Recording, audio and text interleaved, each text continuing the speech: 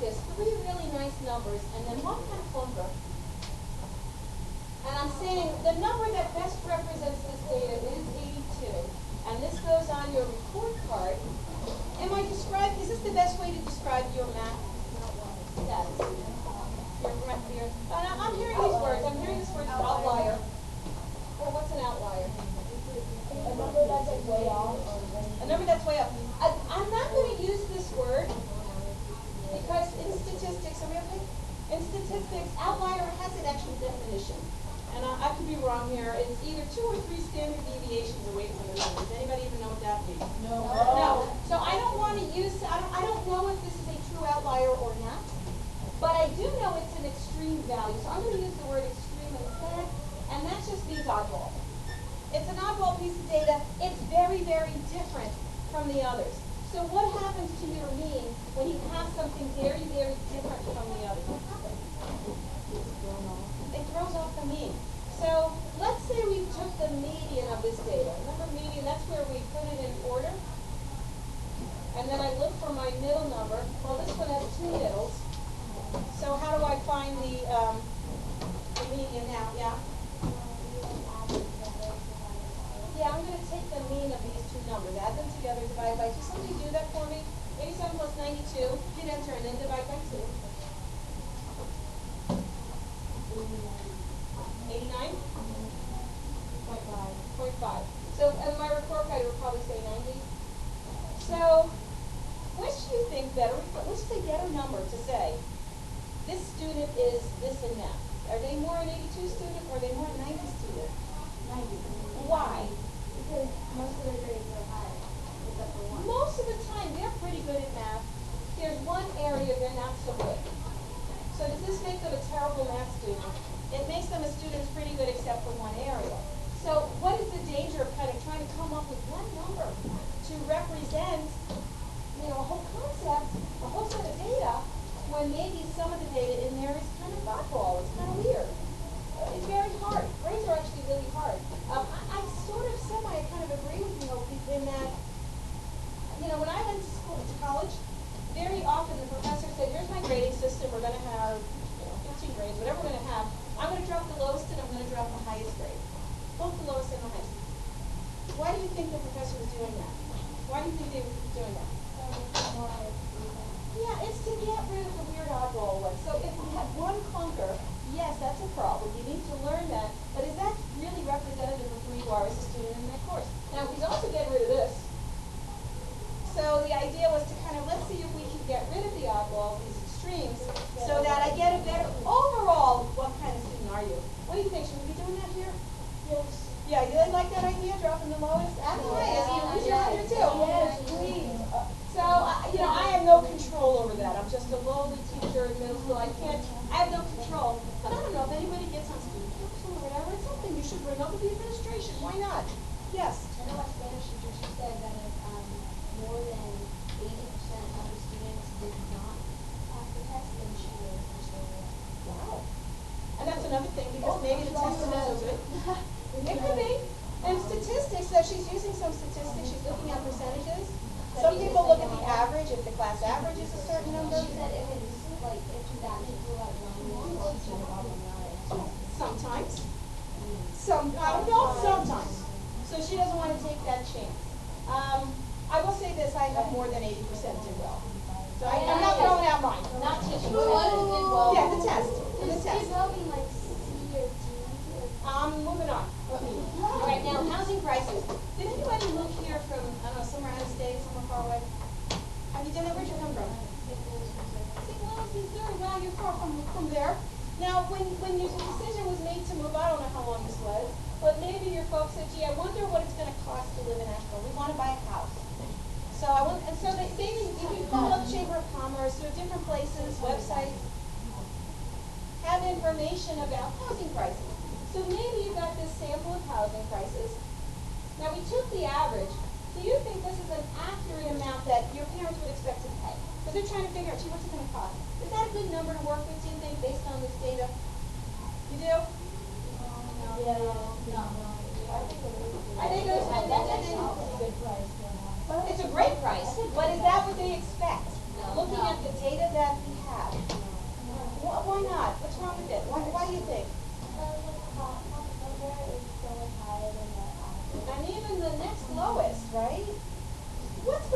there. What can you get for $25,000 in Ashburn? Oh, I know. What? Maybe. You Treehouse. might be able to get a treehouse. Last class had cardboard box. But even then, I think you can't even find land for that amount. So something happened here. There's some treehouse somewhere. There's something, some shack, in the middle of a wasteland that somebody is selling. So is average the best one to use? What should we use? Median. Median. What's the median for this guy? Oh, God. I got the three. Well, and here's my two middle numbers. 6, 2, Now, do you know this? You could actually add just the 595, the 543, divide by 2, and then add the zeros back at the end. Probably.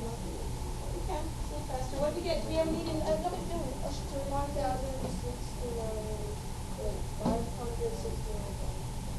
I have $584,000. Which is it? $584,000. I messed it up. Well, for either 569 or 584, either way, which one, is that better? Yeah. That's probably more accurate about what they might expect to pay if they wanted to buy a house. So why do we use median housing prices? We use median housing prices as one of the indicators for the economy. We don't use average. We use median for this reason. We want to throw out the oddballs, the weird ones. Maybe we have, a house for, a lot of money. That could be our other data point, which also can make it really high. And they're probably not going to have to pay that because there's one giant mansion somewhere. Yes? So I'm just confused on how exactly you find an average.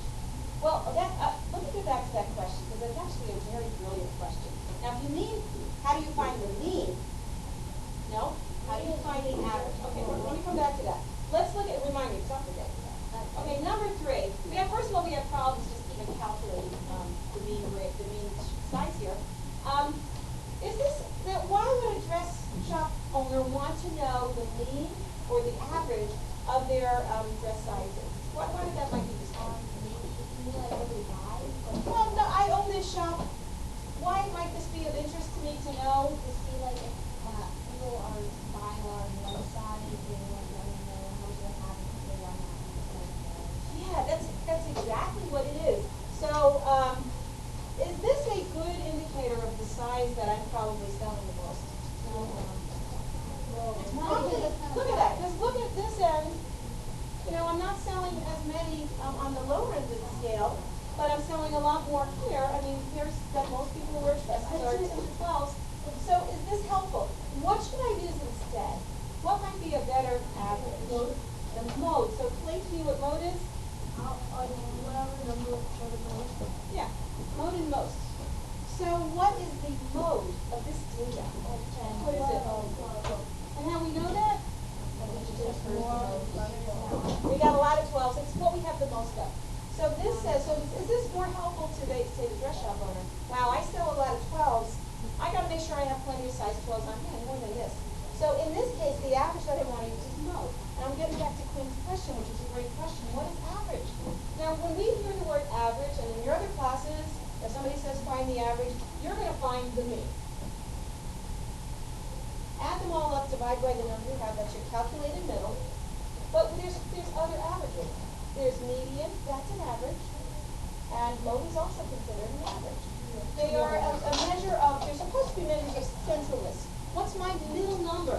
What should I use for middle? That's what I'm going to use to represent a set of data. Now, mean is great, right? We know how to do that, but we have a problem with extremes. Median is nice. We don't have a problem with extremes. Maybe there's some other problems with median. Mode is useful in certain cases, but to be honest, we're not going to be using mode that much because there's some problems with mode. We're going to look at that in just a second. So, kind of as a warm-up here, I just want to do kind of get our mind back on it. What is a measure of central tendency? It is a number that describes a data set, and we use it kind of to describe the middle. What is the middle? And we have different ways of doing it. Mean, median, mode. Now this is new. See this little thing, this X with a bar on top? You know what we call that thing? X bar. I don't know how they came up with it. They must have spent weeks thinking of that. What should we call this thing? X bar. Look at X with a bar on top. So that is my calculated middle. I'm running numbers, dividing, I'm doing calculations to get there. Median is the actual middle. If I have two middles, I do kind of average them together, but it really is my actual middle number. And mode is what appears most. Now range, you probably studied range. Remember what range is? I did range. Yeah, what's range? Is it the highest number? Read it. And the lowest? Highest minus lowest. That's right, that's what range is. Is range a measure of central tendency? No. Range is not a measure of middle. It's just how spread apart your data is. Yeah, you can skip it, thank you. It's how far apart your data is. So it's not what we're discussing right now. We'll even get back to things for range kind of next kind of discussion. All right. So again, we've talked about this a bit. I'm just going to put them up. Mean, it's easy to algebraically define what it is. Add the numbers, divide by the numbers that you have. We use mean a lot. We're going to see that a lot in this next unit, how we use mean all over the place. Our problem with mean is the extremes, what you're calling the outliers. Maybe they're true outliers, maybe they're not. But oddball data can really mess you up. Now a median, that's your middle, your actual middle of the data. The extremes don't affect it as much, so that's good. Sometimes it's a little bit hard to calculate. And then if we have like just 200 data points and they're all over the place, you're trying to put that in order, and it can be a little hard. What else might be bad about a median? Is there anything else that, why don't we just use median all the time? It could be a lot of one thing. You just put them in order. Oh, maybe not in order. What's the median? 3. Is that a big deal? Yeah, I don't know. That's what this is. But it's sometimes good, sometimes not so good. It depends on our data. And mode appears most often. It's nice. It's kind of easy to find once it's in order, though you do have to count all the numbers up. It was definitely a lot easier finding the mode at the dress shop than it was finding the mean. You guys found it like that. The mean, we had trouble getting accurate. Here's the problem, though. It may not be central. What if this is my data, I've got a bunch of ones, right? My mode is 1, that's not central, or is it? I don't know. It doesn't necessarily mean central. It also may not be unique. So the mode here, I have 2 modes. It also could be that I don't have one at all. What's the mode of this? No mode. So I can't always use that, and it can change significantly with new data. If I add 5 tens to this group, now my mode is 10. That's a lot different. So it's not good for what we're generally using here. Good for kind of that dress shopping thing. Okay. We're going to do this one real quick here. I want you quickly as you can to find the mean, median, mode. Now this one's on your paper here in the middle. As fast as you can, find the mean, median, and mode of the data right here. When we use the calculator for finding mean, median, whatever we're doing, you go to the stat key. Let's review where that stat key is. If you're at the top, go down 1 and move right 2. Here's my stat key. We want to edit the list. So you're right there, your position, press enter. You should have a nice clean list if you cleared out your calculator before you started. So what am I typing in? I'm going to type in those numbers. 6, 2, 5, 1, 2, 3. Once you type that in, press enter. See how it goes right in your list? Now type in that next number. 585,000. How do we look at it? Just put that in the list, and I'll tell you what we're doing next. Put all the numbers in the list. We're putting them in list 1, yes. Not them all, in the list. And help each other. You're having a little trouble, your neighbor has it, help each other.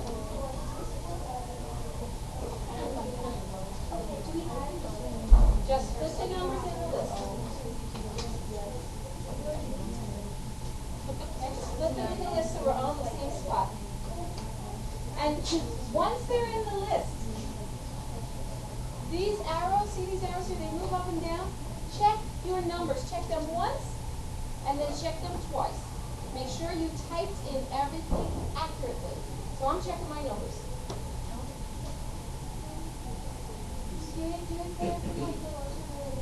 Just put it in the way it is. Just like I did. See, I just typed them in the order I saw them. Type them in. Just type the number, and after you type the number, type the number. Okay, we got them in our list? Nope. The order they gave it to you. I just need a list of data. Some of you are still working on typing them in. But if you have it, you're going to watch closely now. It's in. I'm done. I can go away from this list and everything's going to be fine. Because what I'm going to to do now is press the stack button again. So press your stack button again. I just pressed my stack button again. Now what I want to do now is calculate some of these values. I want to calculate them. If you look up here, you see that word calc? How do I move over there? See this right key? Press that right arrow button and you get a new menu for calculate. So there's a lot of things we can calculate.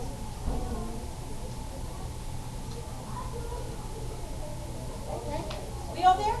All right, now when you see the calc, we actually want the number one choice, which says one bar stats, which stands for one variable statistic.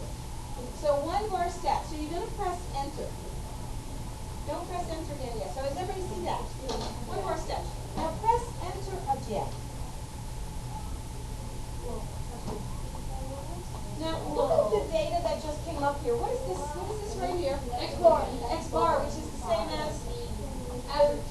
You get the mean. Let's call it mean, because remember we've got three different averages we're working with. Mean. Does this match what we calculated by hand? Yeah, because if you round that to the nearest whole number, you get the same thing. Now we don't know what these things are yet. That's okay, we will. What about this number right here? N equals 7. What do you think that is? Answer to what? What is n equals 7? Now look at your data. Solution to what? Count the number of pieces of data. There's 7 pieces of data. So this tells you n is always representative of how many pieces of data do I have. So tell me, you got 7. Yeah. Okay, now look what I'm doing. I'm pressing this down arrow key. Press the down arrow key. You see these more numbers coming up. Min x, q1, min q3, max x. Oh, goodness gracious. What do you think min x means? What is that? Is min? Oh, min x, what do you think that is? The smallest number in there. What do you think max x is? What about MED? Median. Okay, well what about this Q1, Q3 business? What is that?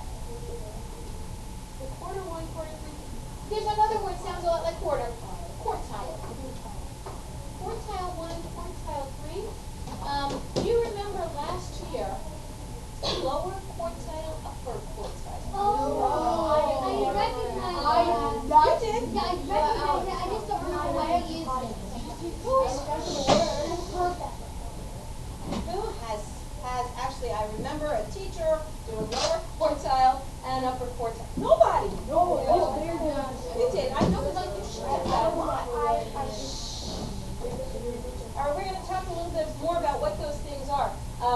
The median, we know what that is. That's the middle, right? Median is middle. So a lower quartile is between the median and the smallest one. It's like taking another median. You pick the middle between the lowest piece of data and the median. So what do you think the upper quartile is?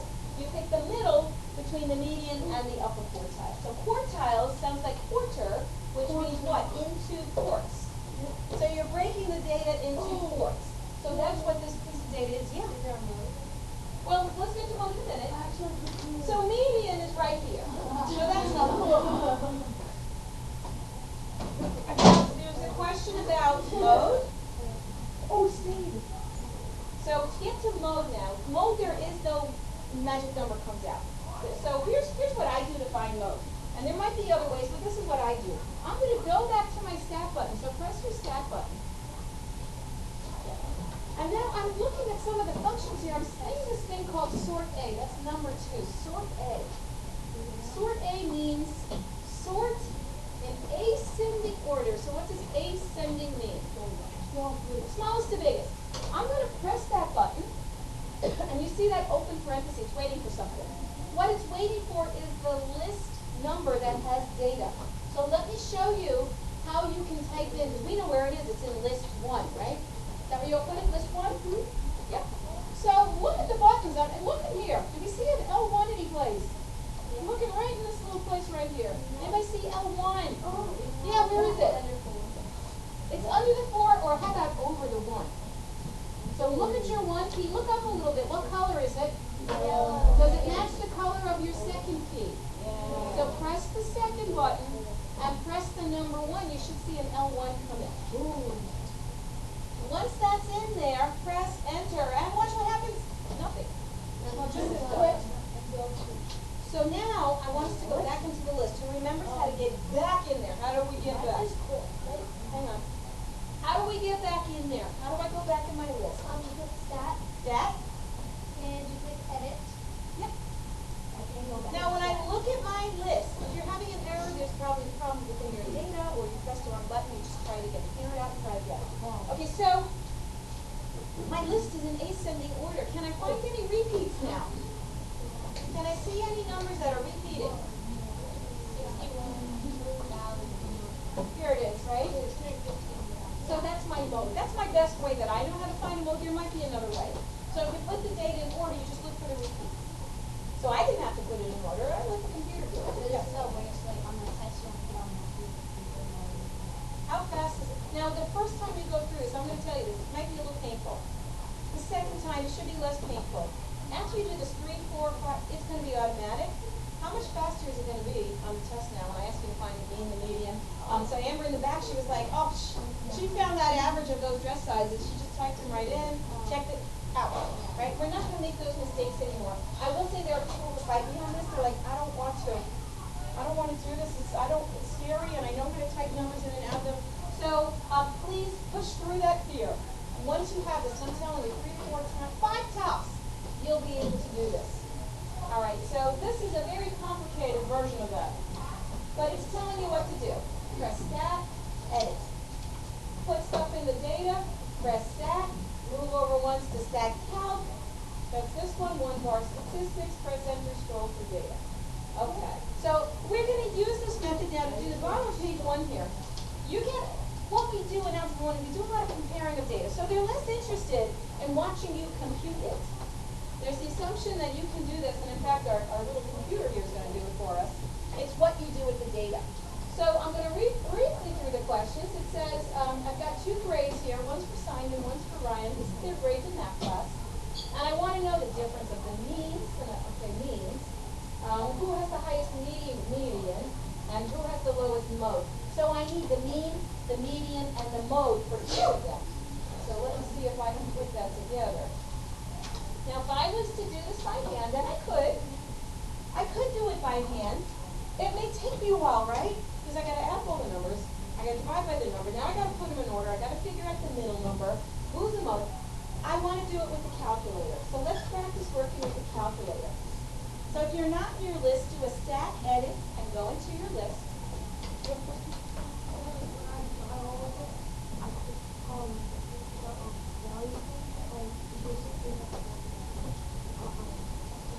Now, I want to get rid of my old data. I mean, some people are doing 7 plus 7, 1, 2. That's kind of overkill. I mean, you can. Here's what I did to clear it out. See, I'm looking for the black. This is like where my cursor kind of is. If I move up 1, see how L1 is now kind of black, kind of the reverse highlighting? When it's like that, if you press the clear button and then press enter, it wipes out your list. So that's nice. So now what should I do here? Let's put Simon, his data we're going to put in L1. So you type in the 90 and enter, right? Put Simon's data in L1.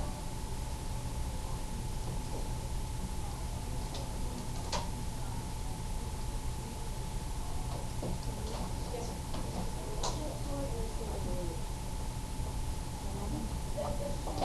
Oh, because you didn't put a list in there. You have to say which list you're not sorted. Okay. Now, if you have all that data in there, let's put Ryan's data in list 2. Here's how you get to list 2. I'm using this little right key button.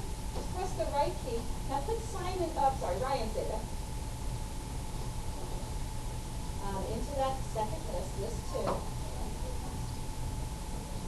I lost track where it is. 78. Once your data is in, check it once, check it twice. Why is it so important to check that we input this data correctly? Why? Yes, garbage in, garbage out, correct? Yeah. So if you make a mistake here, you could do everything else perfectly, but your data's wrong. All your results are going to be wrong. So always check it once, check it twice. Make sure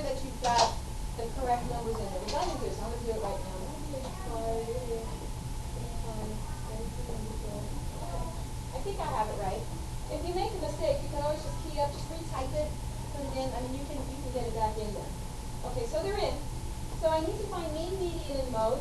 So I'm going to do Simon first. How do I go and calculate reduce mean and median? What do I press? Start stat, then what? Cal. One variable statistics, press enter. What is Simon's to the nearest tenth? What is his mean?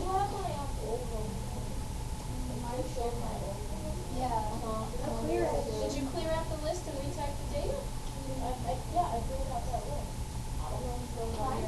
Did you press step calc and do it again? Do it again. Yes. Mine's different. I'm going to see if I clear it out. Yeah, that's what mine has. Yeah, it's not shows it. Mine has this. Yes, it does.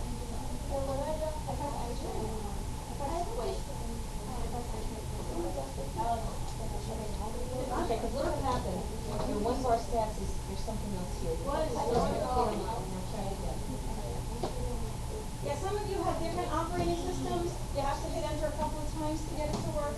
If you have a newer calculator. All right. What's my mean?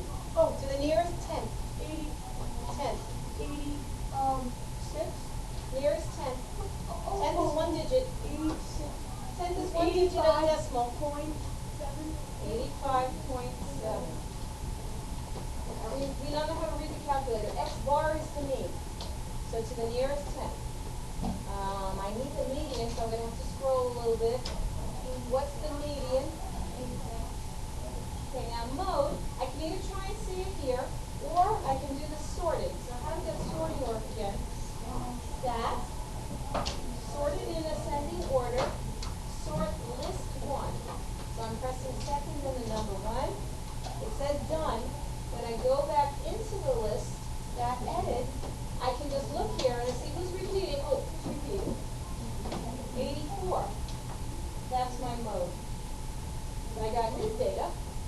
Now let's take Ryan's data. We okay? Question? Okay, catch me now with Ryan, because we're going to repeat the whole process. If you miss something, I'm going to do it with Ryan now. And he lives in which list? Is he still in list 1? He's in list 2.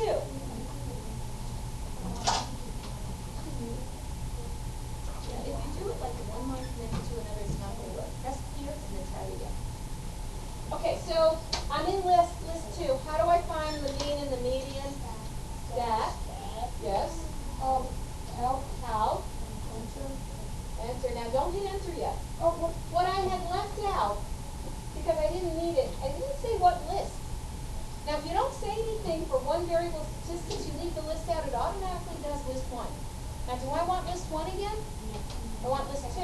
So I have to tell it that. Now if you look at the 2 button, look at that little L2 above it. So press the second button and the number 2. So now it's going to do the one variable statistics on the data in list 2. And then you press enter again. So now this is the stuff we put in list 2. This is Ryan's data. So what's his mean? 83.5. Scroll down and let's see if we can find his median. 85. Okay, now his mode. Maybe we can tell by looking at it, or maybe we want to sort that list. So you go stat, hit number 2. Now which list do I want to sort? List 2. That's where the data is. So I'm going to type in list 2 here. When I press enter, it says done. It's actually sorted list 2. So if I go back in there, stat, edit, look at list 2. It's in sorting order. Can I see my mode now? 85. Now I got the information I need. I can go back and answer my question. What is the difference of the means rounded to the nearest whole number of the two students? So the means to the nearest whole number. What is 85.7 to the nearest whole number? What is 83.5 to the nearest whole number? So what's the difference between those numbers? 2. Okay, let's try this one. Which student has the highest median grade? Simon is 86, so he's higher than Ryan's 85.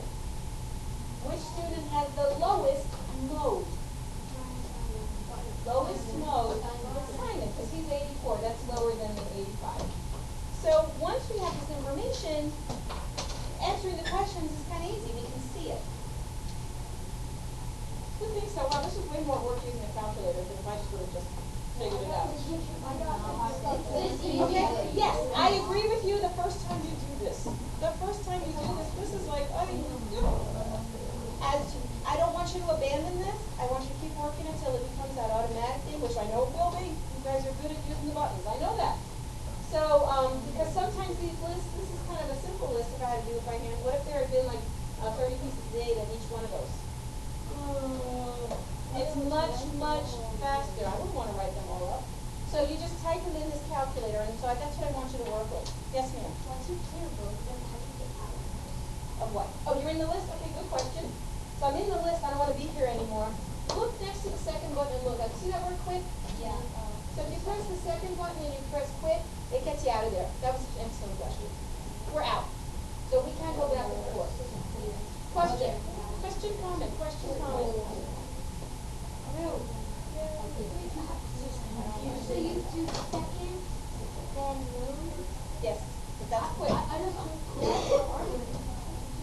Okay, one more thing. Name a graphical display that you can use to look at data. And I have a special hint for you. No! How'd you get that, Jerry? Good, look. Box. Whiskers. Box. Whiskers. If you call my cat cute, you get extra points on your next test. She's cute. I just said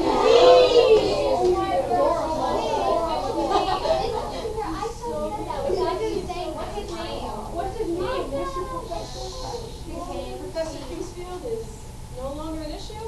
We're going to be looking at how to graphically use these guys. What is a box and whisker? Anybody seen those before? Yeah. A couple of people. That's it. Okay. A box and whisker. This is what it looks like. And it's measured. It shows, excuse me, 5 pieces of data. You got your lower extreme and your upper extreme. A lower extreme and upper extreme. This is the smallest value in the data. This is the biggest value in the data. You've got your median, and you also have this lower quartile, upper quartile. The lower quartile, if you do this by hand, so if I have, if this is my data, what's my median? Well, it's going to be here. So that's my middle, right? 3 and 5 is 8, 4. So that's my median. Then I look here and I say, well, what's the median of those two numbers? 1.5. What's the median of those two numbers? This is called our lower quartile, and this is our upper quartile. Your calculator finds this for you. It calls this one Q1, and it calls this one Q2. Lower, so it will give you every single thing. Think about when we did the calculator. Remember, everyone's still going here. Let me just run the calc again. Oh, Q3, you're right, thank you. That is Q3, thank you. Look at here, here's the min, here's the max, that's what we're calling lower extreme, upper extreme. There's your median, the Q1 is the lower quartile, and the Q3 is the upper quartile. It finds this data. And basically what you do is you just plot it. So, we have an example here. If you can quickly do this, and believe me, it's easy. You're going to put this data, look at all this data. You want to do this by hand? So go to your calculator, stat, edit. Move up 1, press clear, enter. Move left, move up 1, press clear, enter. See, now it's empty. Enter the data into your calculator. Check it once, check it twice. And then you're going to run the stat calc. You're going to look at those last 5 pieces of data that the calculator will give you. You put them in here. So this is the median. They call that mean. This one they call min x. This one they call max x. This one is your Q1. And this one is your Q3. So see if we can find that data. Believe me, this is going to be way faster than if you have to do this by hand. Where are the values that actually Are the what? are the meaning? Yes. Yes. Right? The lower extreme, which is also the minimum value, use min x. The maximum value, and then we're gonna plot this. All right, I'm gonna put in the data I got. Now, did we find this on the calculator? Nope. You should, if you did this correctly, you put all this in L1. What do you press after you're in L1? Stat. Cal. 1 bar stat.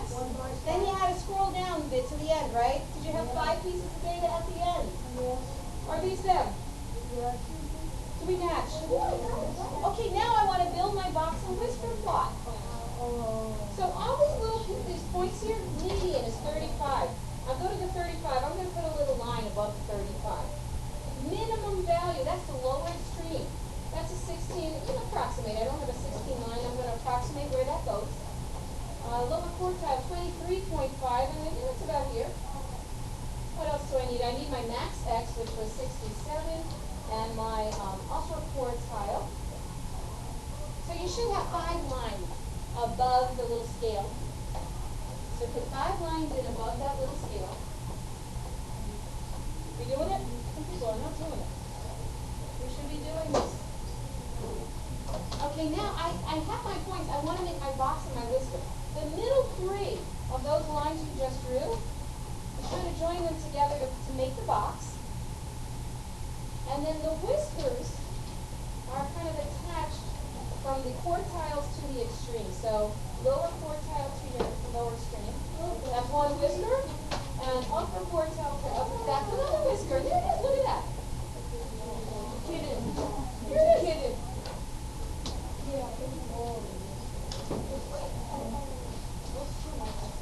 Okay, so what do you think? Yeah.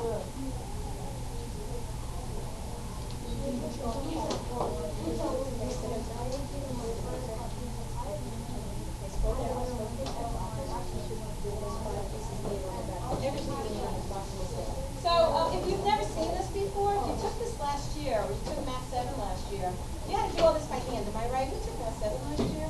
Did you do all this by hand? No, me. Yeah, I did. Yeah. You were accelerated, right? Accelerated, everything does this. True Math 7. Yeah, we did this last year. Okay, if you're in 8th grade, you should have done this last year. Okay. One more thing about these. Okay, this is quartiles. Quartiles are percent. The way the box and whisker works is that each quartile is 25% of the data. Now the question for you, how come this 25% is smaller than this 25%? Isn't 25% 25%? Yeah. Tell me more. Tell me more. Because she's absolutely right. She says, well, the numbers are closer together. This is not how much data. This is how far apart is the data. So let's pretend I had 4 pieces of data in each quartile. That's still true. It's the same number of data points in each quartile. These pieces of data are very close together. They're between 15 and 23 or whatever that was. These are farther apart. So when I ask the question, what percentage of the data is greater than 35? Hope you're listening. See the 35? What percent is greater than 35? 50%. There's 2 quartiles above. What percentage of data is greater than 23.5? 75%. So the data, this box and whisker can let me figure out how much above or below. What value is 25% of the data less than? That's here, right? So we have to remember that these are actual percent. These are percent. Questions? Why is not a question? What value is 25? So where is 25% of the data? It's less than, right? 25% of the data is less than what? That's what I wanted to know. 23.5. Because here's 25% of the data. I guess where it's going, it's not worded real well. Yeah. So each section is 25% of the whole thing, and the 4 is also. Well, this is, I just as an example. But there's the same number of points in each quartile. The same number of data points in each quartile.